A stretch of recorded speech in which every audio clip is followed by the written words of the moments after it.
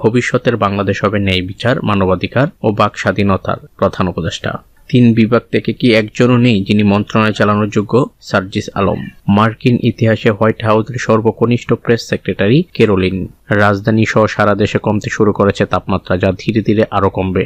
জুলাই অভ্যুত্থান মামলা নিয়ে এখন ব্যবসা শুরু হয়েছে। সৌরভ হাসান। কারওয়ান বাজারে টিসিবির ট্রাকের সামনে দীর্ঘ সারি, অনিয়মের অভিযোগ। দেশের কল্যাণে যারাই আসেন তাদের সঙ্গে কাজ করব, চরমোনাই পীর। ডাবি ছাত্রদলের কমিটিতে বিতর্কিত লোকজন, তদন্ত কমিটি গঠন। 5ম সংশোধনী বাতিল হলেই তত্ত্বাবধায়ক ফিরবে, এমনটা না, বদিউল। বাচ্চারা জীবন দেয় আর মুরব্বীরা পদ ভাগাভাগি করে, হাসনাত আব্দুল্লাহ। ঢাকা নারায়ণগঞ্জ রুটে বাস ভাড়া কমানোর দাবি, রোববার নারায়ণগঞ্জে যাত্রী অধিকার ফোরামের অর্ধ দিবস হরতাল। জুলাই আগস্টের শহীদদের নামে 2 শতাধিক স্টেডিয়াম হবে, ক্রীড়া উপদেষ্টা। সড়ক দুর্ঘটনায় গুরুতর আহত চিত্রনায়ক রুবেল। রোহিঙ্গা সংকটে প্রতিবেশীদের আশানুরূপ সমর্থন পায়নি বাংলাদেশ, পররাষ্ট্র উপদেষ্টা।